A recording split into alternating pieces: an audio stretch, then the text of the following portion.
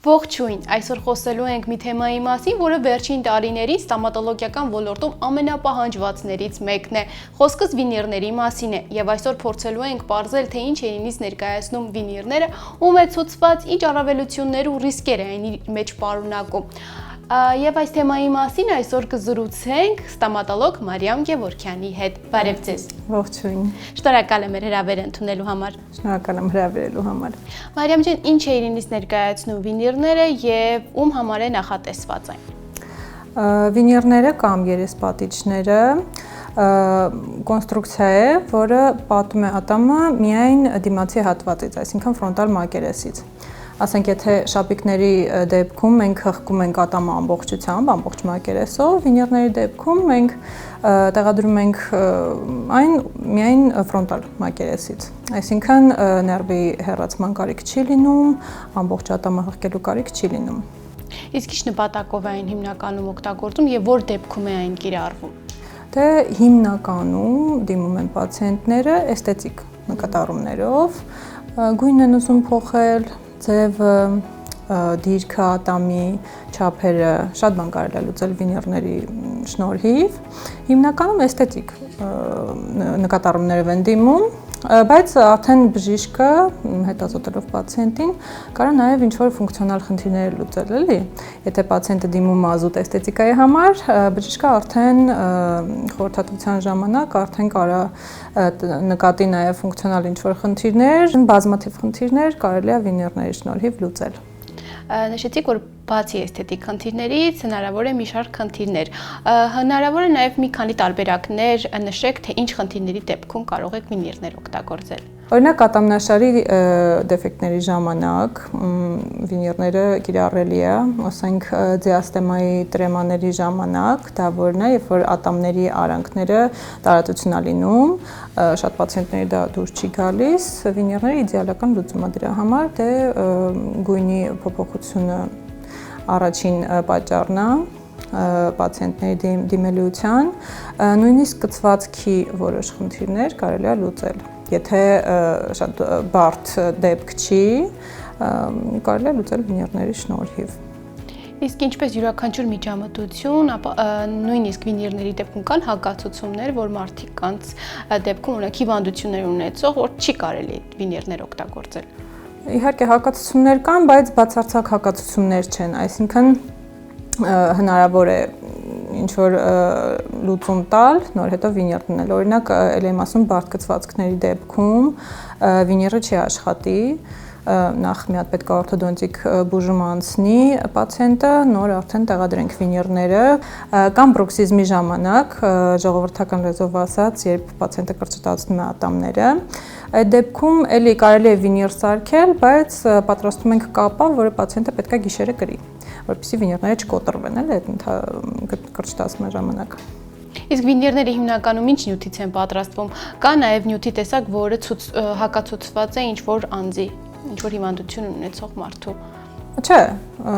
հակացություններ չկան, վինիրները լինում են կամ կոմպոզիտից, կամ կերամիկայից, երկուսն ունեն իրենց առավելությունները։ Կոմպոզիտից, այսինքն պլոմբանյութից պատրաստվող վինիրների մեծ առավելությունը դա կարճ ժամկետն է պատրաստում, այսինքն մի այցում մենք կարող ենք ամբողջությամբ վինիրները պատրաստենք ու պացիենտին ճանապարհենք։ Դա շատ մեծ առավելություն է, երկրորդ առավելությունը ցածր արժեքն է, կոմպոզիտային վինիրինը։ Բայց ինքը ունի մի հատ մեծ բացասական կողմ, կոմպոզիտային վինիրը ժամանակի ընթացքում գույնը փոխում է։ Մի քանի տարի հետո ինչ էլ պացիենտը անի, մեկը գույնը փոխելու է վինիրը կամ ընթացքում էլ պետք է պացիենտը անդադ գա փայլեցման, ինչ-որ շտկումների, դա կոմպոզիտային վինիրի բացասական կողմն է, իսկ կերամիկական վինիրները գույնը երբեք չեն փոխում, ավելի ամուր են, ավելի երկարակյաց, բայց արժեքով ավելի բարձր են։ Օրինակ իմպլանտների տեղադրումից պահանջվում է, երբ որ լիովին տեղադրվում է եւ պատրաստ է լինում, մի քանի ամիս է պահանջվում։ Իսկ վինիրների դեպքում հնարավոր է մեկ կամ մի քանի օրում պատրաստ լինի ամբողջական, թե նաեւ նույնպես մի քանի ամիս պահանջվում է։ Չէ, վինիրները արագ են պատրաստվում։ Մոտ մի շաբաթ ամենաշատը։ Իսկ այդ ընթացքում իհարկե պացիենտը հղկած ատամներով տուն չի գնում, հղկում ենք ատամները, չափսը վերցնում ենք, ժամանակավոր ատամներ ենք, վինիրներ ենք պատրաստում պլաստմասայից, այդ մի շաբաթ 10 օր ամենաշատը, պացիենտը ժամանակավոր վինիրներով է մնում, մինչև արդեն տեղադրում ենք մշտական վինիրները, դա կերամիկայի դեպքում էլի։ Իսկ երբ որ իմպլանտների հետ ենք էլի համեմատում, երբ որ սխալ է տեղադրվում, հնարավոր է ծնոտի փոփոխություն եւ ատամները սկսեն թափվել, ցավալ, իսկ վինիրների սխալ տեղադրումից հետո ինչ հիմնական բարդություններ կարող են առաջանալ, եթե մասնագետը լավը չի եւ սխալ է կատարվում պրոցեդուրան։ Կոտրվածք, վինիրը կարող է կամ ամբողջությամբ դուրս գալ, կամ կոտրվել, գերզգայունություն կարող է առաջանա, եթե ճիշտ չի ֆիքսվել վինիրը կամ ճիշտ չի հղկվել, խոսքի փոփոխություն կարող է լինի, բայց եթե շատ մեծ սխալ չի թույլ տրվել, շատ կարճ ժամանակում կանցնի։ Եթե վինիրը ճիշտ է պատրաստված, էլի իմ նշած սիմպտոմները կարող են լինեն, բայց շատ կարճ ժամանակով, օրինակ գերզգայունությունը նորմալ է, եթե բուժման ընթացքում այդ մի շաբաթը, երբ որ պլաստմասայի վինիրներ են